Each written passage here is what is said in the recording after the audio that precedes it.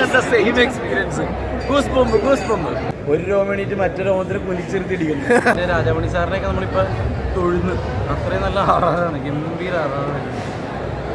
എന്താ പറയുക, ഇന്ന് കണ്ട അതേ ആവേശത്തിലാണ് ഞങ്ങൾ ഭയങ്കര ഉള്ളിൽ കിടന്ന് കൈയടിയും ബേളോ ഓരോ പഞ്ചിനും കൈയടിയായിരുന്നു. മമ്മൂക്കയുടെ സ്വാഗം കാര്യങ്ങളൊക്കെ കണ്ടപ്പോൾ ഫീൽ ചെയ്തത് എടി ഇതൊക്കെ ഇനി ഞാൻ പറഞ്ഞിട്ട് വേണം, ഒന്ന് പോയടാ.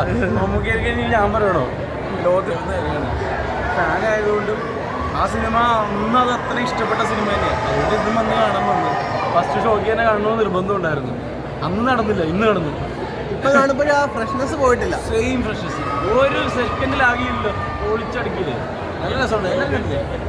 ആ നന്നായിട്ട് നല്ല രസമുണ്ടൊക്കെ അടിപൊളിയാണ്. ശരിയൊക്കെ നന്നായിട്ട്. ഇത് സിനിമയെ പറ്റി ചോദിക്കേണ്ട കാര്യമില്ല, സിനിമ ആ ടെക്നിക്കൽ സൈഡ് ഞാൻ പറഞ്ഞത് ഏറ്റവും കൂടുതൽ നമ്മൾ പിന്നെ എന്താ പറയുക, നമ്മൾ മിസ് ചെയ്ത ഒരുപാട് ആർട്ടിസ്റ്റുകളെ മണിച്ചേട്ടനെ കണ്ടപ്പോൾ ഇൻസെൻറ്റ് സുകുമാരി ചേച്ചി, ക്യാപ്റ്റൻ രാജ് സാറ്, അങ്ങനെ ദൂരം ആർട്ടിസ്റ്റുകളായിരുന്നു. അവരെ കണ്ടപ്പോൾ വീണ്ടും ഒരു സന്തോഷം തോന്നി.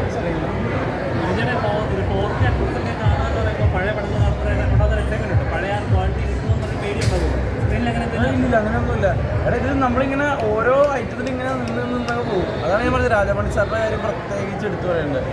അദ്ദേഹത്തിൻ്റെ ആറാറുണ്ട്, വേറെ ലെവലാണ്. 2020 ഒക്കെ ചെയ്ത ഓർമ്മയില്ലേ, അതാണ് പോയി. എല്ലാത്തിൻ്റെയും പഞ്ചിങ് മ്യൂസിക്കാണ്. ഞാൻ പണ്ടിത് മിമിക്രിയിൽ ഞാൻ അനുകരിച്ചിട്ടുണ്ട് ഈ മ്യൂസിക്, ഈ സെയിം സാധനം. ഓക്കെ അപ്പം നമുക്ക് വീണ്ടും മാസ് ഡയലോഗുകളായിട്ട് കല്യാണ വീഡിയോയിലൊക്കെ എല്ലാം നല്ല തന്നെയാണ്. അതെന്നാണ് ഞാൻ പറഞ്ഞത്. അതെ അതെ പാട്ടൊക്കെ. ഇന്നലെ ടിക്കറ്റ് എടുക്കാൻ വന്ന വീഡിയോ മമ്മൂക്ക ഫാൻസാരുടെ അടുത്ത് ഭയങ്കരമായിട്ട് ആഘോഷമാക്കി. അപ്പോൾ ഇപ്പം കണ്ടപ്പോൾ എങ്ങനെ തോന്നുന്നു? അന്ന് കണ്ട അതേപോലെ തന്നെ ഒരു രോമണിയിട്ട് മറ്റൊരു രോമത്തിന് കുലിച്ചെടുത്തിടിക്കുന്നു.